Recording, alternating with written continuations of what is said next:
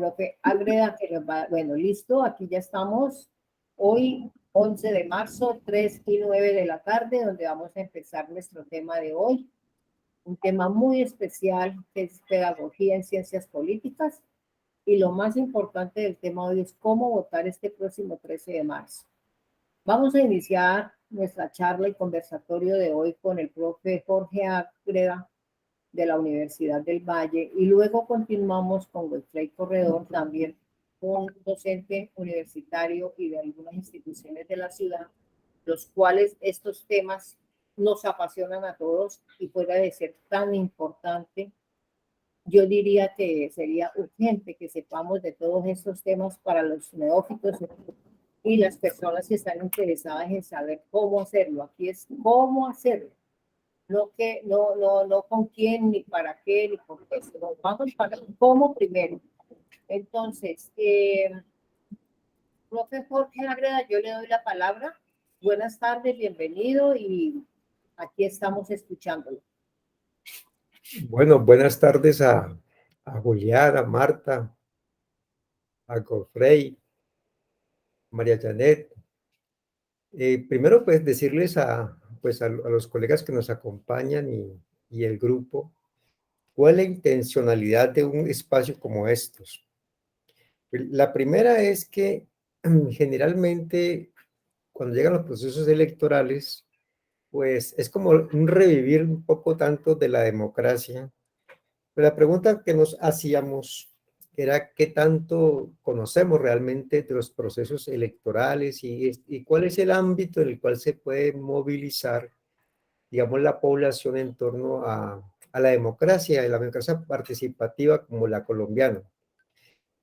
Entonces, desde esa perspectiva, la idea es compartir con el auditorio y con muchas personas en Colombia unas reflexiones en torno un poco como en el camino de la ciudadanía. Ese es como el primer espacio que queremos, digamos, de alguna forma honrar. Entonces, decía que el año pasado comenzamos a hacer un trabajo y la propuesta que personalmente me forjé es ir diseñando unas cartas dirigidas a los ciudadanos en busca de un espacio que permitiera como crear una ciudadanía colombiana que se refleja justamente en estas justas electorales. Hasta ahora he realizado 3 cartas y así como parte pues, de este ejercicio de la pedagogía, que pues gracias a María Janet se abre para que podamos, no solamente nosotros, sino mucha gente, poder compartirla con ellos. Entonces yo voy a hacer una lectura de las 3 cartas que he desarrollado con el ánimo de entrar en un camino, como les decía, hacia la ciudadanía. Entonces voy a compartir aquí la pantalla y vamos a mirar y vamos a leer, pues como somos un auditorio más selecto hoy, entonces queremos hacerlo de esta manera ahora.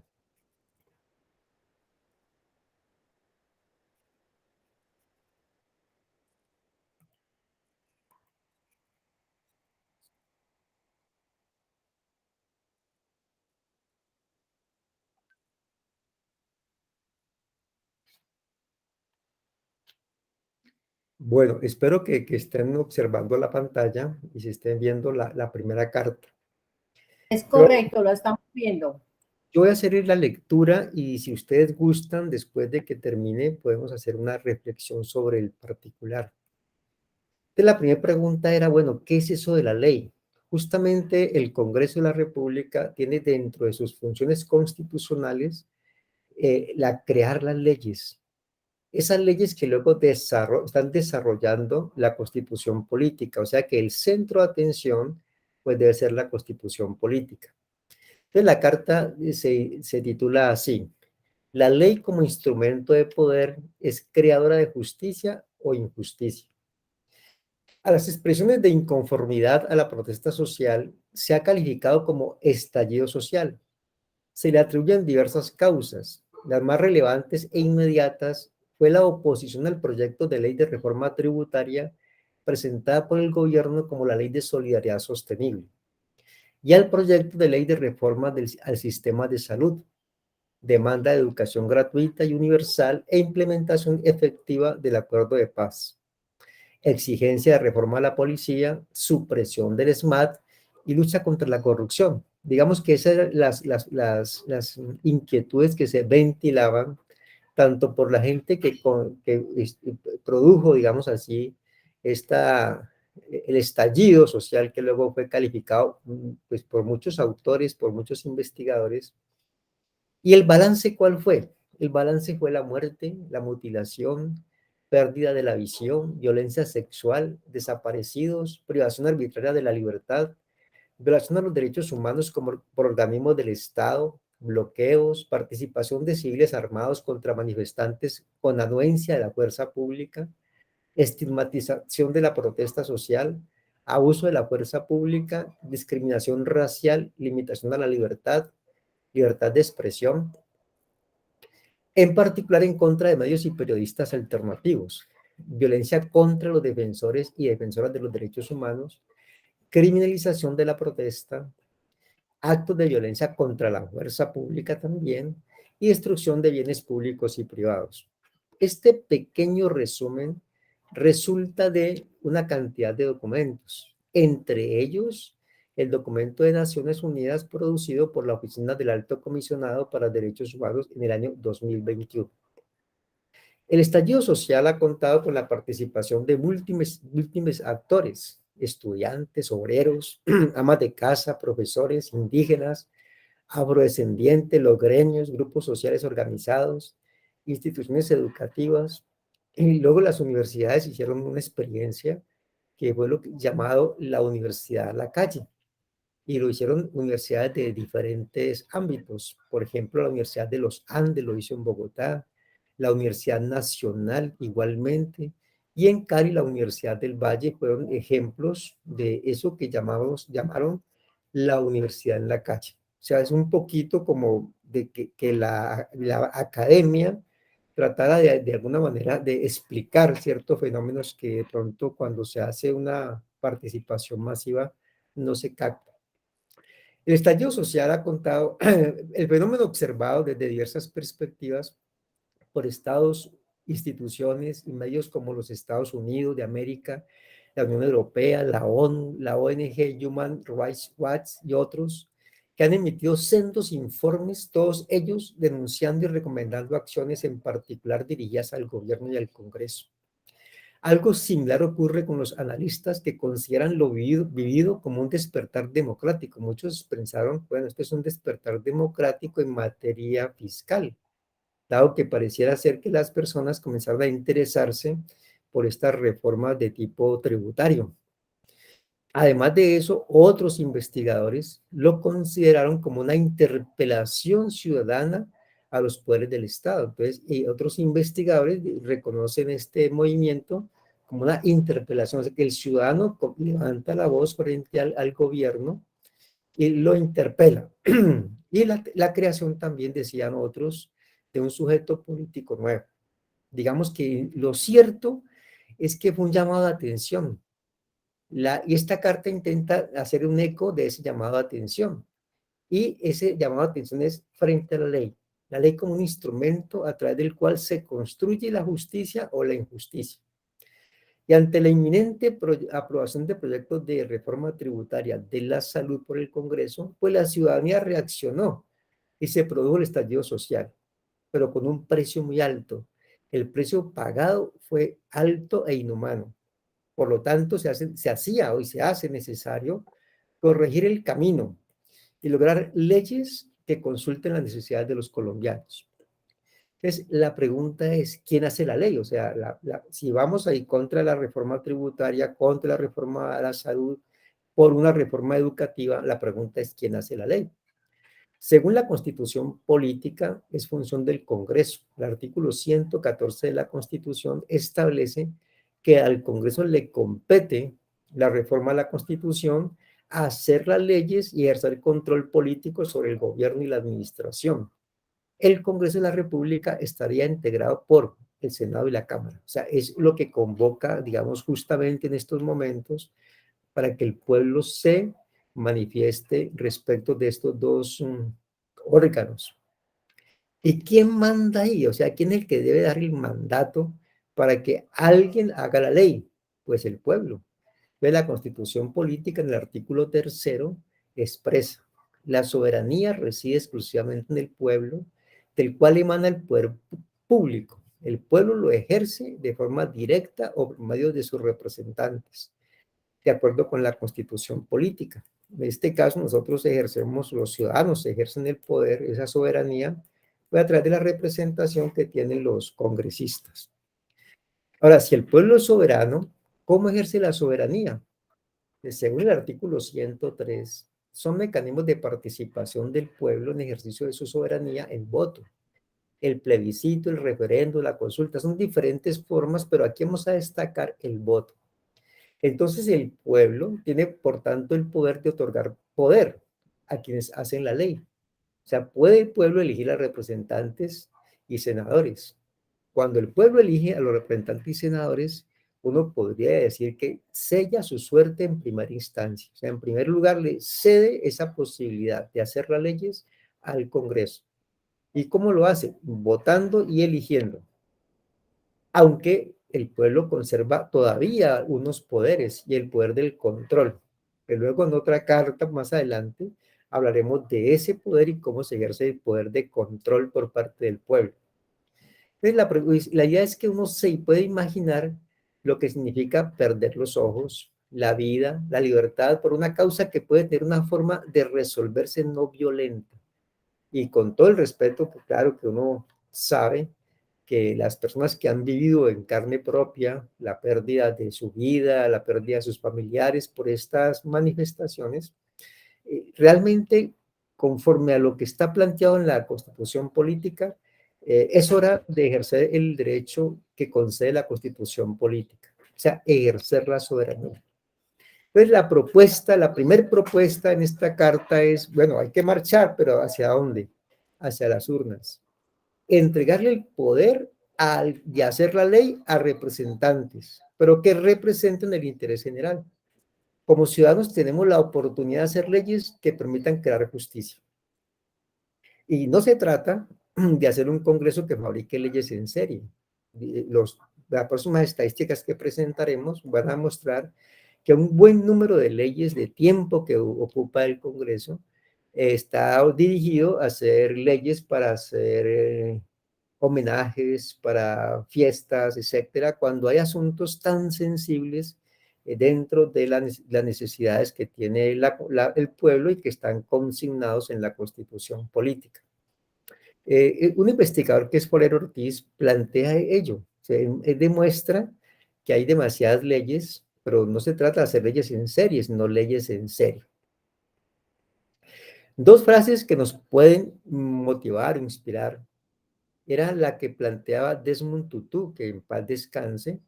Y él decía: si eres neutral en situaciones de injusticia, has elegido el lado del opresor. Y a propósito de la pandemia, también desde otra mirada, digamos, aunque no es justamente concretamente sobre el tema pues, del estallido social, Edgar Morin plantea que es hora de hacer reformas, pero no reformas de cambio de orden presupuestario, o sea, no reformas de ese estilo, sino reformas de civilización, de sociedad, ligados a reformas de la vida. Entonces, el llamado en esta primera carta, que se hizo el 1 de enero, logré transmitirla a muchas personas, era que la gente inscribiera su cédula, que para que el 13 de enero, inscrita su cédula, pudiera ya ejercer esa soberanía a través del voto. Una preocupación latente es, desafortunadamente, lo que se acusa, digamos, en general, sobre la venta del voto o el voto bajo presión, bajo el miedo, y desafortunadamente hacerlo si ese camino se elige, pues estamos condenados a otros 4 años de leyes injustas. Entonces, esa es la primera carta dirigida al ciudadano, preguntándonos quién hace la ley, y sabiendo o instando al soberano, al pueblo, para que sí marche, pero marche a hacer ese ejercicio democrático a través del voto. Digamos que esa fue la primera reflexión y surge a raíz pues del estallido social y a raíz de que estábamos enfrentando era dos leyes o tres leyes y pues, esperamos otras leyes. En conclusión, la expresión del pueblo estaba frente a la ley. Entonces, ahora hay una oportunidad de votar para elegir a quien hace la ley, que es el Congreso de la República. Digamos que ese fue el primer fraternal llamado, en particular diciéndole al pueblo que es soberano y la Constitución así lo instituye, así lo otorga, digamos, ese poder, y que además ese poder se puede ejercer a través del voto. Esa fue nuestra primera carta dirigida con ánimo pues, de ir haciendo camino de ciudadanía. La segunda carta era, nos preguntamos por quién votar. Entonces, no sé si está la pantalla compartida en esta segunda carta, Marianet. Claro que sí, aquí la vemos. Muy bien. Pero Esta segunda, antes de la lectura de la segunda carta, que es muy interesante, me gustaría, ¿no? Jorge, pues apenas llegó Jorge Figueroa, acabó de entrar a propósito, bienvenido Jorge. Si Julián y Patricia de pronto tengan alguna pregunta con respecto a la primera, y si no, continuamos para ganar tiempo porque tenemos que darle paso a Godfrey y la idea es estar una horita y bien nutrido el mensaje que queremos dar con respecto a esta pedagogía. Julián, ¿tienes la palabra? Julián. no, Julián dice que todo muy bien, gracias. Bueno, Julián tiene el micrófono abierto, pensé que de pronto quería... No, ha colocado un mensaje, ha colocado un mensaje. Ah, dice que no tiene audio, entonces escríbenos en el chat, allá leemos. Bueno, Mariana, la segunda carta está dirigida, pues, lógicamente al ciudadano, y en esta lo que estamos buscando es que el ciudadano vuelva a recordar que el artículo cuarto le plantea al ciudadano que es un deber de los nacionales y de los extranjeros en Colombia acatar la Constitución y las leyes. Es decir, si el Congreso hace la ley y luego la ley es un mandato o de obligatorio cumplimiento, entonces el pueblo estará sometido al cumplimiento de ella. Y la idea es, lógicamente, volvemos a recordar que el ciudadano le va a otorgar ese honor a unas personas para elegirlos y deben, entonces el pueblo al mismo tiempo acepta quedar sometido a aquellas leyes. Y la pregunta era por quién votar. Entonces, la idea era sugestiva en el sentido de que la gente podía esperar que les dijéramos por quién votar en nombre propio. Pero no, esa pregunta de por quién votar es una explicación en el sentido de que implica conocer quiénes pueden ocupar el cargo. Entonces, según la Constitución Política, el artículo 172 dice que para ser elegido senador se requiere ser colombiano de nacimiento, ciudadano en ejercicio y tener más de 30 años de edad a la fecha de la elección. No hay otro requisito, no se requiere, no tiene un requisito de dinero, de género, de formación académica, nada de eso. Simplemente así ya no es la solicitud, el criterio, y esa es la Constitución establece y no puede cambiarlo a alguien distinto. Ese es el criterio simplemente. El artículo 177 dice que para ser elegido representante se requiere ser ciudadano en ejercicio y tener más de 25 años de edad en la fecha de la elección. Entonces, en el primero se pide que sea de nacimiento, en el segundo simplemente un ciudadano que esté en ejercicio de su ciudadanía, y esa condición, solo esos requisitos, ya lo facultan para postularse y ser electo como congresista en Colombia. Pero ¿quiénes son los candidatos? O sea, cuando llega esta avalancha de candidatos, uno no distingue, o la ciudadano de pronto no distingue entre una persona y la otra. Entonces, para los candidatos necesitan estar inscritos. Esa inscripción son postulados y se otorga un aval. Entonces, que el que está avalado es el que se puede inscribir. Entonces, según el artículo 108 de la Constitución, lo pueden hacer los partidos y movimientos políticos con personería jurídica reconocida. Los movimientos sociales y grupos significativos de ciudadanos también a través de las firmas pueden, digamos, avalar nombres para poder ser candidatos. Imagínense ustedes que, según la registraduría, para este proceso, por ejemplo, se han inscrito 2.835 candidatos, unos por los partidos o movimientos políticos, otros a través de coaliciones, otro por grupos significativos de ciudadanos y movimientos, otro por las organizaciones afrodescendientes, otro por organizaciones de indígenas y unos por circunscripciones transitorias especiales de la paz. O sea que esa es la composición, o sea, serían las posibles personas que pueden acceder a los cargos.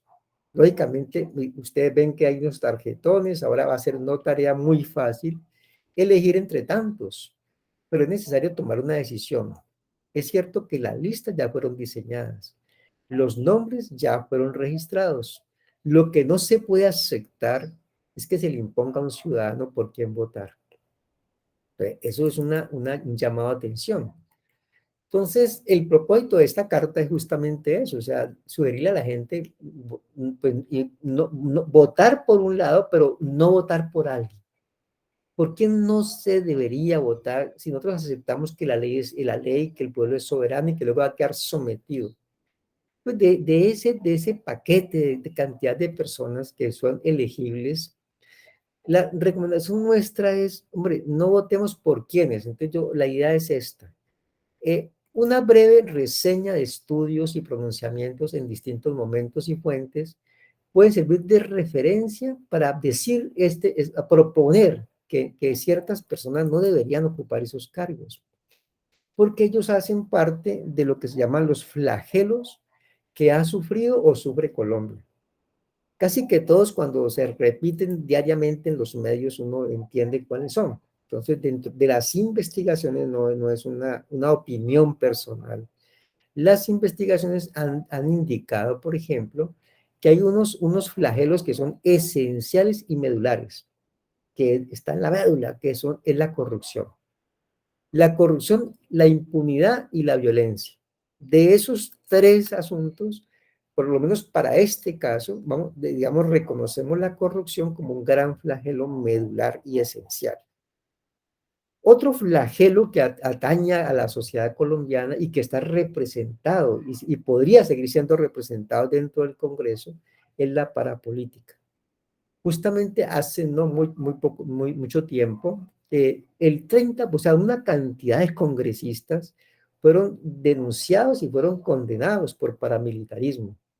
Y gran parte, una parte, digamos, de los congresistas hacían parte de la cúpula paramilitar. Es un estudio que además está dentro de las sentencias que se emitieron por parte de la Corte y es un documento resumen que hace la Comisión Colombiana de Juristas. Una amenaza también que se ha venido surtiendo en Colombia para efectos de la presión al votante es el paramilitarismo. Y eso también es fruto de una investigación. Entonces, y la amenaza del paramilitarismo pues genera presión y miedo en los electores. Otro de los flagelos también, y más, Asobancaria, por ejemplo, plantea que un gran flagelo es la corrupción. Y tan es grande la corrupción que el 4 o 5% del PIB se derrama, se vierte en este mecanismo de corrupción. Hay un hilo conductor que han hallado los investigadores, es un libro de reciente publicación del año 2020, donde se teje, digamos, una cadena entre el narcotráfico, la narcopolítica y da lugar al narcoestado. ¿Eso a qué trae consigo?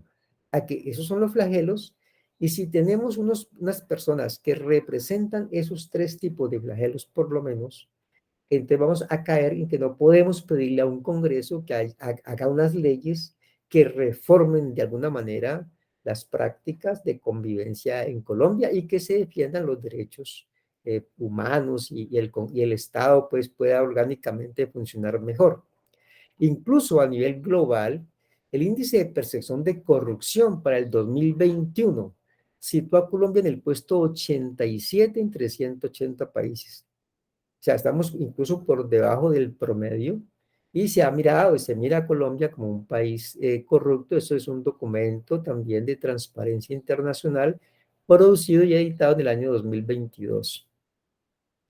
Así las cosas, pues nuestra, digamos, recomendación al ciudadano es que si hay influencia significativa, es decir, si quienes representan alguno de esos grandes flagelos, que son la corrupción, el paramilitarismo y el narcotráfico, si logran hacer mayorías en el Congreso, pues no será posible el cambio. De momento es recomendable, y es lo que nosotros esperamos, pues recomendar respetuosamente a cada persona, a cada ciudadano, es evitar que esos candidatos que han sido postulados obtengan el favor ciudadano y reciban el honor de legislar. Mire, realmente los aspirantes al Congreso no son desempleados. No elegirlos por ser miembros de familias, usted sabe que las formas de llamarlos son familias, clanes, colaboradores, testaferros, padrinos, socios, seguidores, de personas que hayan sido condenadas por hechos ligados a los flagelos antes mencionados, no es un acto de discriminación, es justo el derecho, el ejercicio de un derecho a depurar la política. Es el derecho a construir un mejor país, es la opción para no padecer leyes injustas. Esperamos, pues, porque esperamos eso, que, digamos, este movimiento, el estallido social, haya permitido a las personas, a los ciudadanos, reflexionar. Pues algunas personas pensarán que las cosas deben seguir como están, y eso es en justo derecho, existe esa posibilidad. Otros pensarán que es un momento también de hacer un giro, de cambiar, es más, de exigir ciertas condiciones para que la sociedad colombiana pues tenga, como diría García Márquez en sus diseños de soledad, una oportunidad en el mundo. Digamos aquí, pues, un poquito como para llamar la atención, evocamos a José Acevedo y Gómez, cuando él decía a los santafereños, por allá en esa época, si dejáis perder, le decía a los santafereños, ¿no? Si dejáis perder estos momentos de efervescencia y calor, si dejáis escapar esta ocasión única y febril, antes de 12 horas seréis tratados como sediciosos. Ve los grillos, los calabozos y las cadenas que os esperan. Eso decía José Acevedo y Gómez. Hoy yo diría que una especie de parangón con ello, pues ya no tendríamos esa situación, pero los calabozos, los grillos serán las leyes. Ellos serán lo que nos condenan. Pues el llamado que teníamos para en esta segunda carta es a la ciudadanía, hombre, vote, pero no vote por aquellos que hagan representación. O sea, si una lista, si un candidato tiene, digamos, esa situación de haber sido miembro, parte o familia o pertenecer a un clan que haya tenido digamos, esa condición de haber sido condenados por uno de estas situaciones, pues no debería el ciudadano realmente votar por una lista si es cerrada o por un nombre de una persona que esté bajo esas, digamos, condiciones. La única forma, desafortunadamente, cuando no se logra eso y cuando las personas que se eligen tengan esas condiciones, pues no esperemos que hagan unas leyes diferentes, serán leyes para proteger aquellos flagelos de los cuales hacen parte o se han beneficiado o tienen algún compromiso o interés para seguir protegiendo. Así las cosas, y no lo digo yo tampoco, sino que eso va a degenerar en una cosa que se llama la corrupción legal. Digamos que en cierta forma seguimos insistiendo en ir a las urnas, la marcha tiene que ser a las urnas, pero a esas urnas con una pequeña cuidado, pues en lo posible no votar por estas personas que tengan esas características. Sabemos que vender el voto bajo presión, por necesidad, volvemos a decir, será una condena de otros 4 años de leyes injustas. Bueno, y la tercera última carta, que es más breve, creo, pero creo que también recoge un poco este sentir, es que llegó la hora y nos toca el 13. Este 13 nos toca hacer la elección del Congreso. Nuestras cartas van a ser más allá del 13. O sea, luego hablaremos de otras cosas que, por ejemplo, cómo es que el Congreso tiene que legislar, no, más allá de la ley. O sea, hoy en día tenemos que estar frente al ciudadano, no frente a ciertos aspectos de carácter legal. Y la pregunta es, bueno, ¿cuál es el mandato? O sea, aquí vamos a decirle, a darles un poder a unas personas que les vamos a elegir. La pregunta es, bueno, ¿y qué mandato les vamos a dar? O sea, ¿qué es lo que podemos exigir o esperar de ellos? Entonces, vuelvo, decimos esto, con el respeto acostumbrado, le propongo responder la siguiente pregunta. Y más, les hago la pregunta a ustedes también. ¿Cuántas veces ha sido usted convocado a marchar contra el Congreso? ¿Cuántas veces hemos marchado contra el Congreso? ¿Cuántas veces tenemos en la mira a los congresistas porque están votando leyes que son injustas? No, hacemos unas marchas, pero no están orientadas hacia el Congreso, que realmente es el que hace la ley. ¿Cuántas veces nosotros nos sentamos, por ejemplo, a escuchar un debate, que son además largos, sobre los proyectos de ley? ¿O cuántas veces nosotros hemos cuestionado directamente a un congresista? Luego, de pronto nos damos cuenta que un congresista existe al final porque le dijeron, Anatolio, vote sí. Entonces, solamente sabíamos que Anatolio existía porque Anatolio apareció en un debate y que no sabía qué votar. Si no, no sabíamos siquiera que Anatolio existía. Así las cosas, entonces, lo que creemos dentro de esta carta es que si la respuesta sea la que sea, que uno haya estado, no ha estado, no es hora de hacer juicios. El llamado es que recordemos que el pueblo es soberano y que a través del voto se logra conseguir nombrar unos representantes nuestros de ciudadanía para que ellos hagan las leyes. Y aceptando una cosa, que luego tenemos que obedecer la ley. En consecuencia, hay un asunto como diríamos, es conmutativo, ¿no? La consecuencia de elegir a un congresista es obedecer la ley.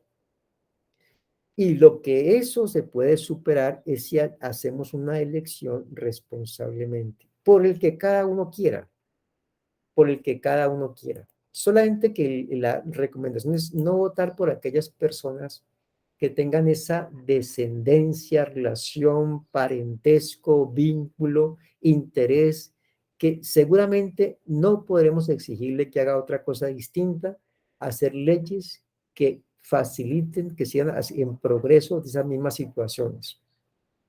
La pregunta es, ¿qué es lo que vamos a mandar a hacer? O sea, ¿y qué debe tener el congresista?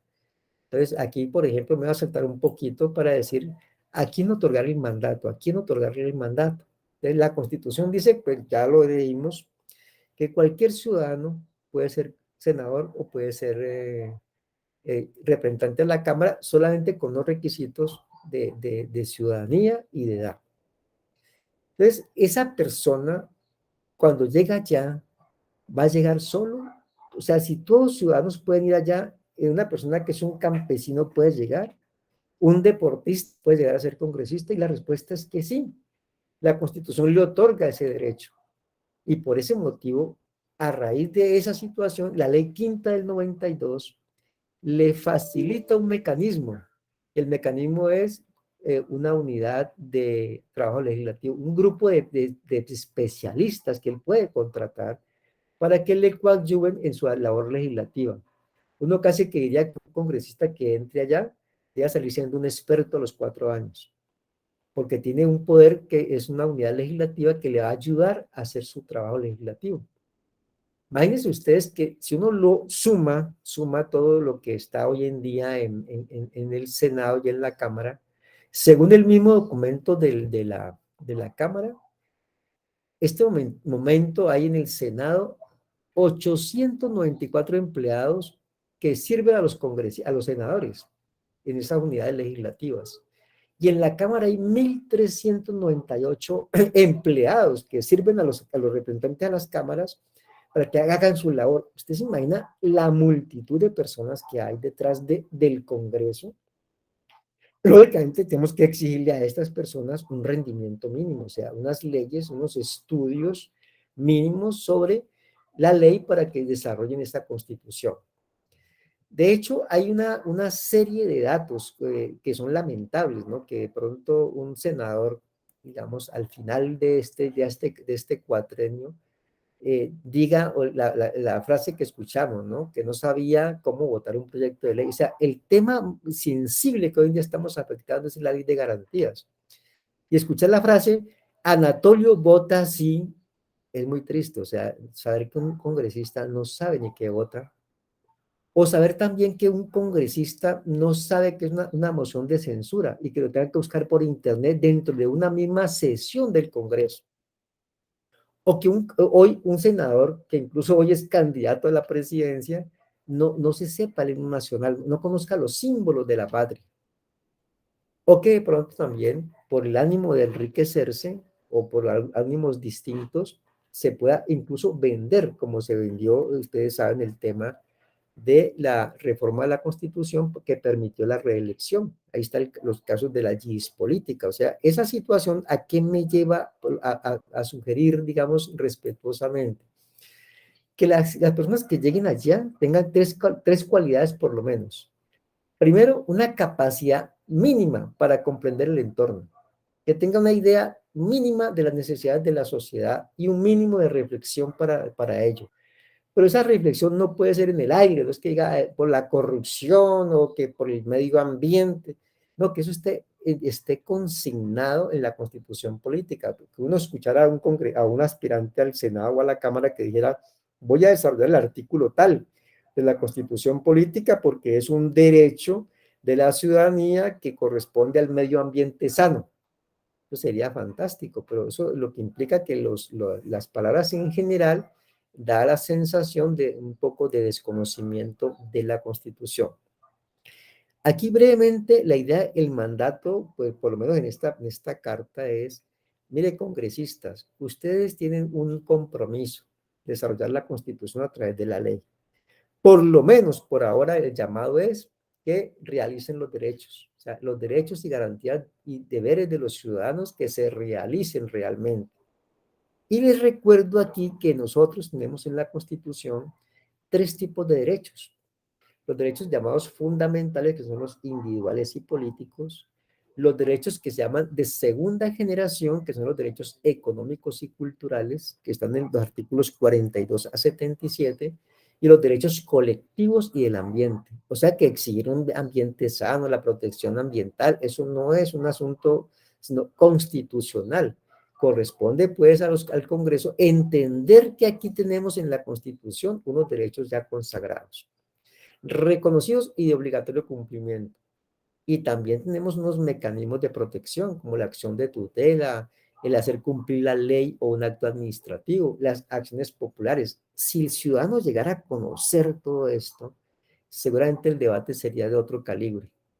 Incluso, entre los deberes más importantes del ciudadano está contribuir a las cargas del Estado. O sea, cuando dicen reforma tributaria, no significa que uno tenga que hacer porque la idea es que siempre la reforma tributaria está orientada a aumentar los tributos. La reforma tributaria no tiene ese sentido. La reforma tributaria tiene el sentido de hacer posible los derechos. Pero eso tiene que ser bajo tres principios fundamentales, que es la justicia, la equidad y la progresividad. Entonces, ¿qué mandato le vamos a dar a los congresistas ahora? Bueno, que se tomen los derechos en serio. Hay un filósofo del derecho, que es de Dworkin, que plantea eso. Los derechos entonces de la Constitución política tienen que ser realizados a través de las leyes. Y la idea es que los ciudadanos debemos reconocer y entender que tenemos tres generaciones de derechos. Hoy en día estamos a puertas del reconocimiento de la cuarta generación de derechos, fruto de estos grandes desarrollos en materia tecnológica. Seguramente esos son los debates que estamos teniendo hoy. Ustedes han visto lo que está pasando pues con toda la información personal que va corriendo pues en las redes, que se van recogiendo en bases de datos. En consecuencia, estamos frente a otra generación de derechos que pueden ser una manera de desarrollar los tres primeros anteriores, pero en un ambiente de tecnología. Entonces, el llamado que hacemos, ¿cuál es? Bueno, no es hora de juzgar a nadie, o sea, no es hora de decirle a una persona que vendió el voto, no es hora de abrirnos o de separarnos y de juzgar. Si en el pasado se vendió el voto por necesidad o por miedo o por la fuerza, o se abstuvo de votar, porque también pasa eso, aunque no debería ser. Por ahí una lectora de las cartas me decía que el artículo 258 establece que votar es un derecho y un deber, o sea que uno prácticamente estaría compelido a votar, solo que en Colombia no es obligatorio hacerlo, pero es un derecho y un deber. Entonces, para este momento, para unas personas, este es un momento, y para mí por lo menos, me parece que un momento histórico, que el pueblo entienda que es el soberano, que deposita el voto, que nombra un congreso que va a hacer la ley y que yo me tengo que someter a ella. Y entonces, y para otras personas, lamentablemente, va a ser un momento heroico, porque va a tener que luchar, va a tener que votar en contra del miedo. O sea, a pesar del miedo, a pesar de la pobreza, a pesar de la corrupción, va a tener que votar así. Entonces, hasta aquí son las tres reflexiones que he realizado y que espero seguir haciendo, no con un tinte, pues, de decir sobre una persona o sobre un partido o movimiento, no orientado a que nosotros todos vamos reflexionando sobre el contenido de la Constitución, ir construyendo un camino hacia la ciudadanía. El artículo 41 de la Constitución establece y le manda al gobierno que en toda institución de educación oficial y privada es obligatorio el estudio de la Constitución, de la instrucción cívica. ¿Usted se imagina si nosotros hubiéramos hecho o estuviéramos haciendo eso hace 30 años? O sea, me parece que hemos perdido 30 años de forjar la ciudadanía, pero estamos a tiempo y podemos hacerlo. Bueno, estas las cartas que hemos compartido. Yo creo que esto están en línea con el propósito, pues, de este espacio que se ha abierto, de ir construyendo una pedagogía en torno, pues, a lo que es la participación democrática y esto que se llama la política. Bueno, yo creo que hasta ahí es la lectura. Si quieren compartir o conversar sobre los temas, con mucho gusto.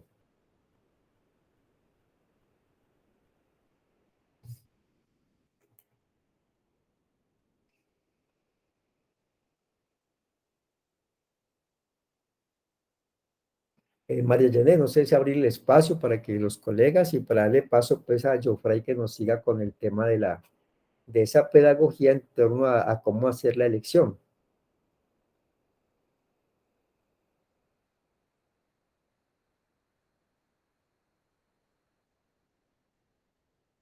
Sí, profe Ágreda, muy interesante todo este tema que usted nos acaba de exponer.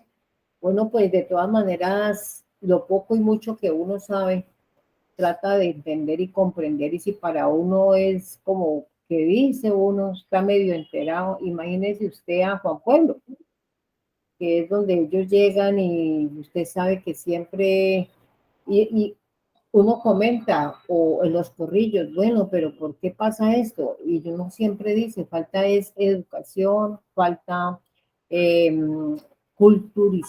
sí, culturizar, ¿no? Hacer cultura pedagógica en todos estos temas, porque la gente no oye ni ve ni entiende. Y entre más, y es obligación de nuestro gobierno, pues dar academias sobre esto, pero yo no veo que en las universidades den estos temas, ¿no? Donde que así con plastilina y todo ese tema no lo veo. De todas maneras, tenemos aquí presentes a Julián, tenemos a Jorge, a Patricia y mismo Frey, si tienen alguna pregunta para el profe Ágreda antes de entrar a la parte ya didáctica de cómo es el proceso de las votaciones ahorita el 13 de marzo, próximo domingo. Patricia, Jorge Figueroa, ¿alguna preguntita? Godfrey, Julián. Por, por ahora todo está muy claro. Muchas gracias. Bueno, Patricia, aprovechen estos espacios que para eso lo abrimos, para conversar. Esto más que conferencia, es un conversatorio. Julián de pronto se nos ha escrito acá en el chat. Bueno, él ha dicho que todo muy bien. No sé si de pronto Jorge Figueroa tenga algún comentario especial. Bueno, Jorge entonces dice que no. Y Godfrey, Mi doctora, pues ya digamos que hacer la presentación, mi compañero Enrique Jorge ha sido claro frente a las cartas, qué es lo que se ha querido con ellas, y considero que es lo que nos ha motivado tanto al profe Ágreda, a usted y a mí, en este espacio de pedagogía, que es lo que realmente nos gusta y nos interesa. Usted hablaba ahora, doctora, que no ve a nivel educativo que se forme estos espacios pedagógicos culturales en ciencias políticas, y realmente no lo hay. Y hasta ahora es muy complicado que lo haya, porque las políticas de Estado, pues ustedes se han dado cuenta que siempre han tendido a que la educación no sea un eje fundamental o prioritario, sino todo lo contrario. En la medida en que las personas no tengan esos procesos de capacitación, no se culturicen frente a estos temas, pues obviamente van a ser mucho más fáciles de manejar.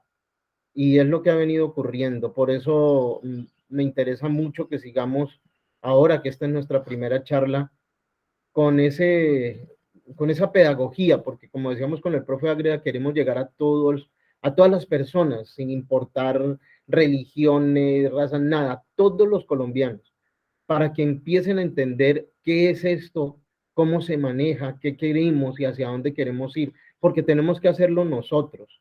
No lo vamos a encontrar desde la academia, porque el Estado no le interesa eso. Entonces, por eso estos espacios hay que aprovechar que tenemos estos recursos tecnológicos para que lo hagamos visible y lo podamos multiplicar.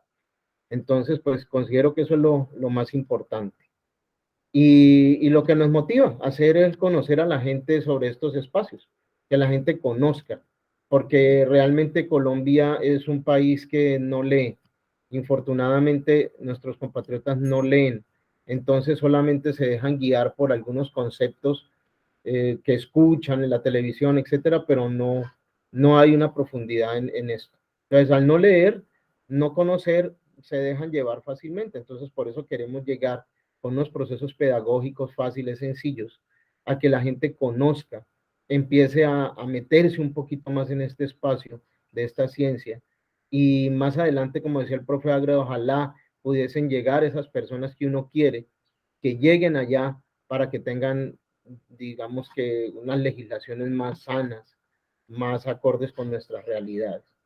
Entonces, ahora voy a mostrar de manera sencilla, a través de una documentación que nos llegó, que ahora la doctora lo comparte, lo que es las elecciones del 2022, qué es lo que vamos a votar en este año. Entonces, vamos a votar dos cosas en este año. Me dicen si ven la pantalla. Ya se ve, Godfrey, ya se ve. Muy bien. Entonces, ¿qué es lo que se va a votar? Se va a votar en este año dos básicas elecciones que son presidencia y congreso, pero primero es el congreso, el posterior la presidencia.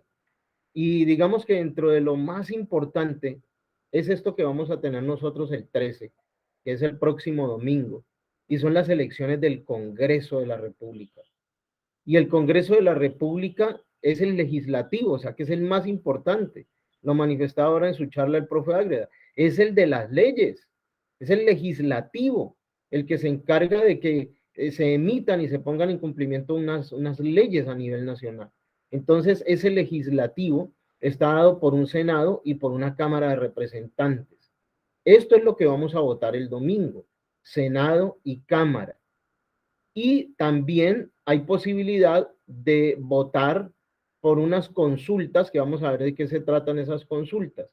Entonces, las fechas de votación serían el 13 de marzo para Congreso y las consultas interpartidistas. O sea, hay tres consultas que ahorita las voy a nombrar para que sepan de qué manera se hace.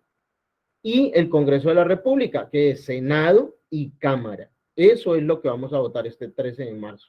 Senado y Cámara, y que elijan dentro de unas consultas quién los va a representar en esa primera vuelta de las presidenciales. El 29 de mayo se van a elegir las presidenciales. Si ese 29 de mayo no existe por votación mayoritaria, que es la mitad más uno de los votos generados en urnas, si no hay una elección de presidencia en primera vuelta, entonces se tendrá que ir a una segunda vuelta, que será el 19 de junio. Entonces tenemos 13 de marzo, Congreso, que es Senado y Cámara. 29 de mayo, presidenciales. Si se da en primera vuelta, hasta ahí llega. Si no hay en primera vuelta una elección presidencial, entonces hay que hacer segunda vuelta el 19 de junio. Entonces, ¿qué son lo de las consultas? Decimos que vamos a votar Congreso y las consultas interpartidistas. Entonces, hay 3 equipos de consultas interpartidistas que están dados con el nombre, les han dado el nombre de coaliciones. Y está la coalición del Pacto Histórico, la coalición del Equipo por Colombia y la coalición de Centro Esperanza. Son coaliciones, quiere decir personas que se postulan para que entre ellas se elija una que por cada coalición iría como representante de esa coalición a la primera vuelta de la presidencia de la República. ¿Cuáles son esas coaliciones? Entonces tenemos el Equipo por Colombia, coalición del Equipo por Colombia, donde está Peñalosa, Barguil, Aidel Lizarazo, Alejandro Char y Federico Gutiérrez. Esa es una primera que se llama Equipo por Colombia. Una segunda coalición que se llama Centro Esperanza. Esa coalición está dada por Carlos Amaya, Sergio Fajardo, Juan Manuel Galán, Jorge Robledo y Alejandro Gaviria.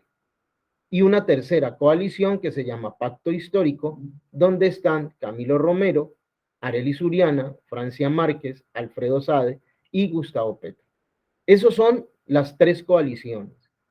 Quiere decir que de allí, de cada una de esas coaliciones, saldrá un candidato por la coalición que irá a pelear la presidencia de la República en esta primera vuelta que se llevará a cabo en mayo. Entonces el 13, además de votar por el Congreso, se debe pedir, observen que son 3 coaliciones, y la persona que llegue a la urna, allá al centro de votación, debe pedir un tarjetón por la coalición en la que él quiera participar para votar. Ejemplo, si quiere la coalición del Equipo por Colombia, entonces le pide a los jurados de votación que estén allí, por favor, deme el tarjetón de la coalición Equipo por Colombia. O si usted quiere elegir el candidato de la coalición Centro Esperanza, pide el formato para la coalición Centro Esperanza. O si usted quiere votar es por la coalición del Pacto Histórico, pide el tarjetón para que elija el del Pacto Histórico. Es importante saber que solo un solo tarjetón por coalición. Quiere decir, yo no puedo decir, deme los 3 tarjetones, yo elijo de los 3 cada uno. No, un solo tarjetón donde usted elige de ese cuál quiere que lo represente como candidato a la presidencia. Solamente se puede pedir un tarjetón por coalición. Ahora vamos a ver qué es lo que vamos a votar en Congreso de la República, que es Senado y Cámara de Representantes. Entonces aquí nos van a entregar, cuando lleguemos con los jurados de votación, nos van a entregar un tarjetón para el Senado, un tarjetón para la Cámara y el tarjetón que ustedes elijan para la coalición que quieran. Cuando yo voy a votar, existen 2 tipos de votación o de listas por las cuales yo puedo votar. Una que se llama la lista abierta con voto preferente y la otra que se llama lista cerrada con voto no preferente. Veamos qué quiere decir la primera, lista abierta con voto preferente. Esa lista es cuando usted, en este caso están dando un ejemplo aquí en la pantalla, toma uno de esos grupos políticos y dentro de ese grupo político existe una cantidad de números que corresponden a las personas candidatas para llevar, en este caso, al Senado. Entonces, si usted quiere esa lista abierta con voto preferente, usted debe marcar tanto el partido político como el número de la persona por la cual usted quiere votar. Eso se llama voto preferente, lista con voto preferente, abierta. Y hay cerrada que no tiene voto preferente, entonces está solamente el partido, más no tiene el listado de números de personas allí por las que votar. Solamente se vota por el partido. Eso es una lista cerrada. No hay voto preferente. Ambos mecanismos los vamos a tener tanto en el Senado como en la Cámara de Representantes. Existe también una casilla para el voto en blanco, que también se puede hacer. ¿Cómo lo vamos a marcar? Entonces, si es lista abierta, marco el logo. Importante tener en cuenta que se debe marcar el logo y el número del candidato por el cual usted va a votar. Si marca solo el logo y no el número del candidato, ese voto no sirve. O si marco solo el número del candidato sin el logo del partido, tampoco me sirve. Entonces, debo marcar tanto el logo del partido como el número del candidato por el cual quiero votar. Eso en la lista abierta. Si es lista cerrada, quiere decir no están los números de candidato, sino que solamente está el logo del partido, esa lista cerrada, solo marco el logo de ese movimiento político y no más, no necesito más. Si voy a votar en blanco, en ese tarjetón, como bien saben ustedes, le coloco la X donde dice voto en blanco y listo. Esa es la manera de que nosotros podemos votar en estas elecciones. Digamos que este cuadro pedagógico que nos entregó esa entidad, pues también tiene la posibilidad de mirar los candidatos, qué dice cada uno, lo que dijeron, hay unas cosas de la prensa, otros de la televisión, si las personas quieren escuchar esos debates políticos, lo pueden hacer. Entonces, esto nos lo entrega lo que se conoce como la silla vacía, que es la que habilitó esto, es una entidad que trabaja con estos procesos pedagógicos. Y algo importante para los que son jurados de votación.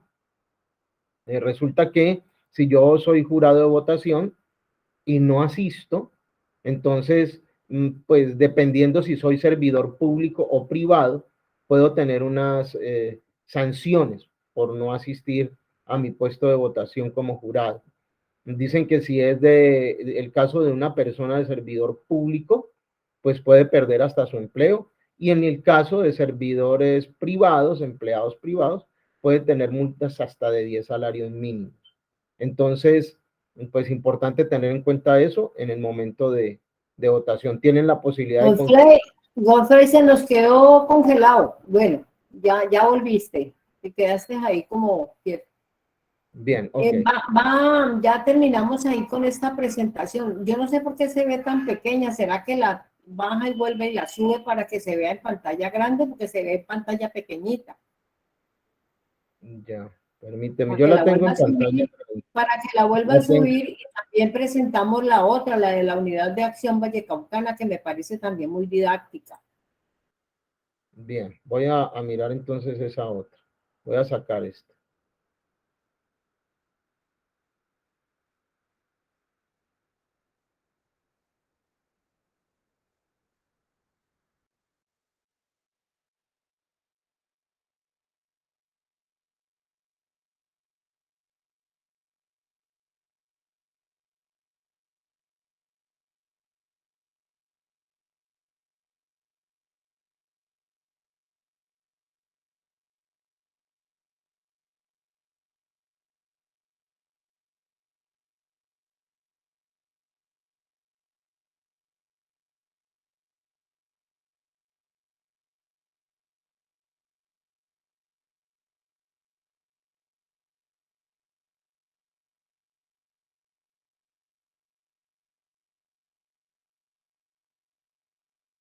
Ahora sí, mucho mejor.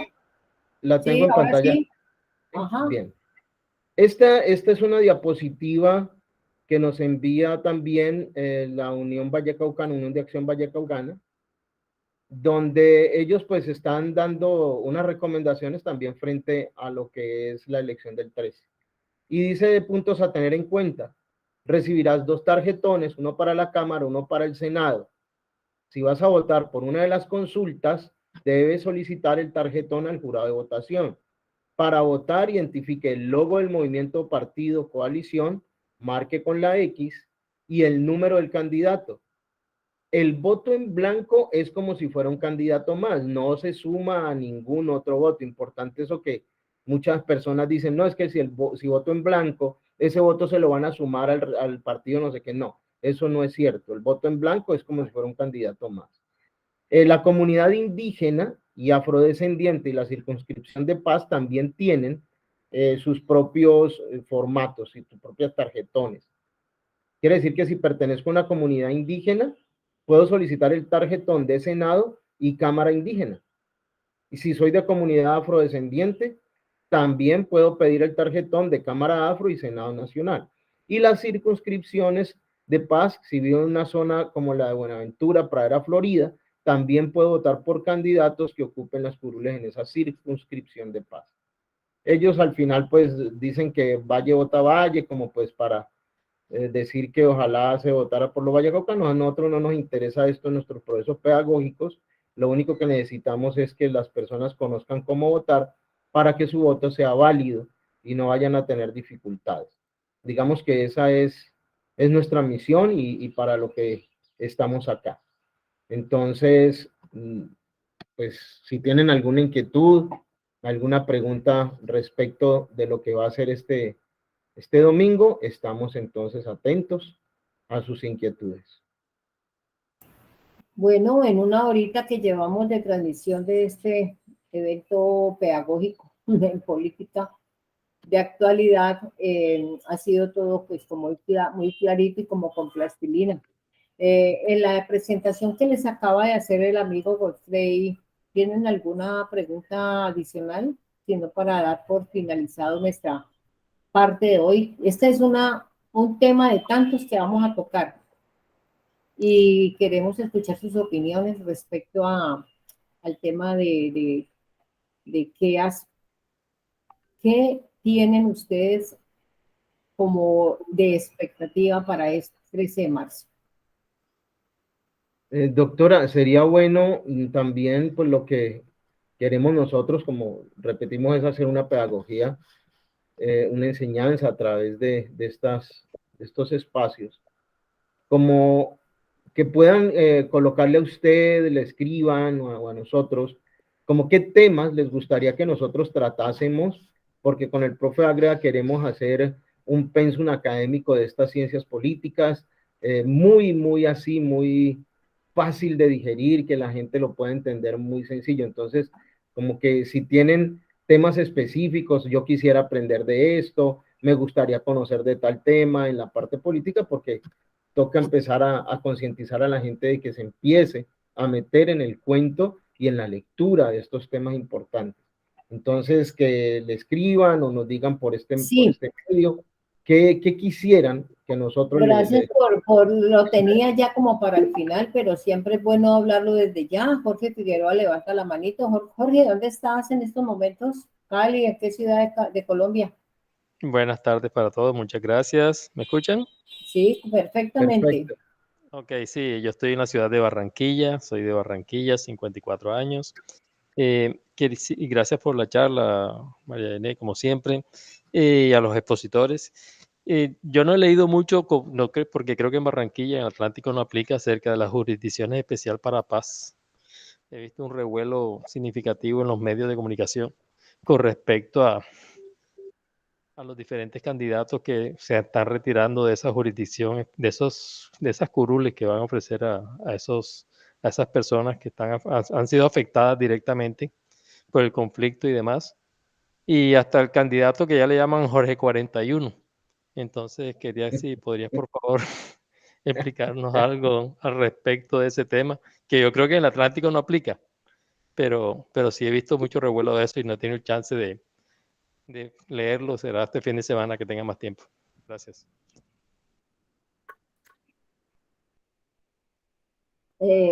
Profe Ágreda, de pronto.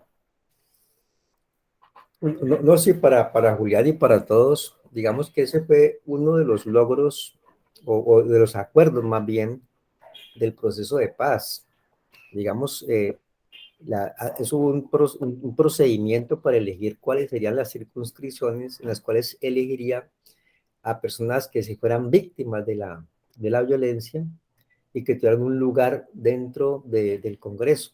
Digamos, desafortunadamente, hoy mismo se han producido una serie de denuncias en el sentido de que no hay garantías para que las personas que se han candidatizado para esas curules puedan ejercer libremente pues, su derecho a exponer sus ideas y que el proceso de elección de pronto no sea pues el más claro, el más transparente. Como decía aquí Julián ahora, hablan de pues que es un hijo de Jorge 40, que está postulando justamente para una de las circunscripciones y pues en general pues muchas personas no lo ven bien porque pues no se trata de, de una víctima y no de un victimario, o sea, eso es una asunto que está en controversia, pero que luego podemos hacer un ejercicio sobre ese particular. Muchas gracias. Ya para otra sesión, que ya Jorge Bien. nos pone ahí en la agenda. Sí, Diga, importante que pudimos aprender de esta primera charla es para tenerlo en cuenta de aquí en adelante, pues la cuestión del horario, que considero que pues está la gente trabajando en este momentico y le queda un poquito complicado el unirse a esta convocatoria. Entonces, para tenerlo en cuenta en las futuras, que sea en otro horario. No se pudo hacer en el horario porque pues teníamos clases, somos docentes, entonces habían clases y no lo podíamos hacer en esa hora. Pero podemos mirar en otro día en los otros espacios de capacitación que lo podamos hacer en un horario que las personas ya hayan salido de su labor. Esto es como nuestra primera sesión y lo que necesitamos empezar a ir conociendo para ir puliendo en este aspecto. sí, así será. Y que las mismas personas que nos acompañan nos vayan, para reforzar lo que dijo Godfrey ahora, nos vayan dando tips de temas a tratar. Lo importante de este espacio, como se dice en el titular principal, Pedagogía en Ciencias Políticas, es abarcar temas generales y no particulares. Entonces, hay que tener en cuenta eso, porque hay muchos tintes, muchos colores que nos apasionan los temas, pero hay que guardar muy bien la imparcialidad. Y, Eh, y, eh, y demasiada desinformación también en los medios.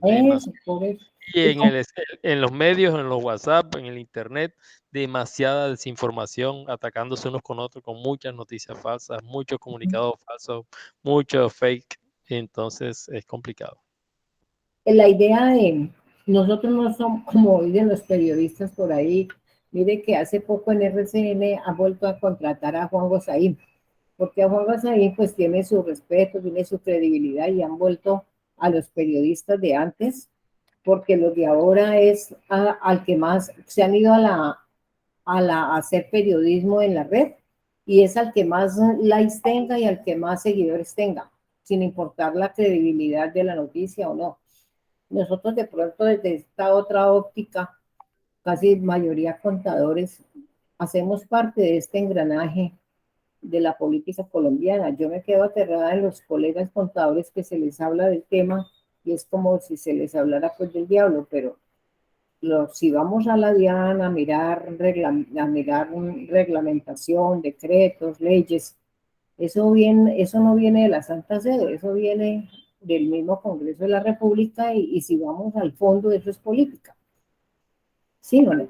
Entonces, ahí el tema es que, bueno, pues sí, que hay colores, unos más indignantes que otros, pero bueno, para eso está esta pedagogía, para que miremos con otros ojos a ver hacia dónde vamos, poner nuestro granito de arena y que en grano se forme el bulto para que construyamos mejores lineamientos, manera de pensar, debatir, concientizar, pero con respeto por el que piensa diferente, ¿no? Eso es lo primordial, porque es que si usted no dice lo que yo quiero escucharle a usted, entonces ya se vuelve mi enemigo, y ahí es donde está el problema.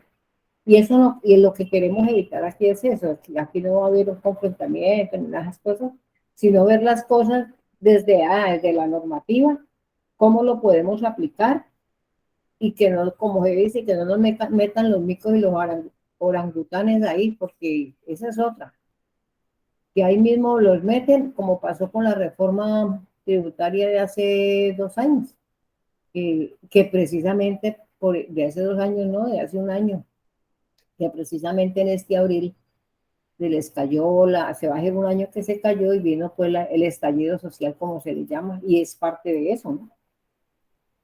Bueno, entonces ya tenemos ahí tema Godfrey para que vaya pues tomando en otra ocasión que podamos. La idea es hacer un espacio de estos cada mes, ¿no? Y qué bueno sería que dentro de un mes vayamos evaluando lo que sucedió este 13 de marzo y vienen las presidenciales. Y otros temas en el ámbito político, que no todo tiene que ser pues de elecciones, hay muchas cosas para tratar en el ámbito político. Patricia, ¿quieres decir algo para ir cerrando? Y Godfrey, mi profe Ágreda también, ya cumpliendo la hora y media más o menos de espacio que tenemos. De mi parte, agradecerles el que hayan estado en esta charla. Mi niña Patricia, muchas gracias. Don Jorge, don Julián, don Jorge Figueroa, mi amigo Enrique Ágreda y María Janeta. A todos muchas gracias y esperemos continuar en nuestro proceso pedagógico. Esto no es ningún tinte político de ninguna naturaleza, no queremos eso, solamente queremos una pedagogía, que los colombianos empiecen a entender este concepto y que, como dice María Janet, pues no se dejen meter los dedos a la boca tan fácilmente y que tengamos una conciencia que nos permita elegir a las personas que realmente pueden hacer algo beneficioso por nuestro país. De mi parte, muchas gracias y nos podemos ver en una próxima charla. Muchas gracias, Godfrey, muchas gracias, Jorge. Bueno, Profe Ágreda también. Profe Ágreda, sus María, últimas palabras, por sí, favor. María Jané, pues primero, digamos, hemos escogido el camino largo. El camino largo es el de la educación. O sea, no es un cambio que se va a dar de un día para otro. O sea, el 13 no vamos a cambiar nada, vamos a cambiar una parte de las cosas. Y seguiremos así, hemos escogido el camino largo de la paciencia, del trabajo colectivo. Y de nuestra parte, muchas gracias por habernos tenido la paciencia de escucharnos. Y la promesa es que, si Dios quiere, estaremos leyendo nuestra cuarta carta en el próximo encuentro. Muchas gracias a todos. Bienvenidos. Gracias, profe Jorge. Y muchas Y gracias a los tratando el tema que ustedes propongan. Si tienen un tema para proponer en nuestra próxima, nos dicen y nosotros lo adelantamos. Así es, Godfrey. Bueno, muchas gracias a todos. Que tengan una feliz tarde y descansen y en la próxima nos vemos.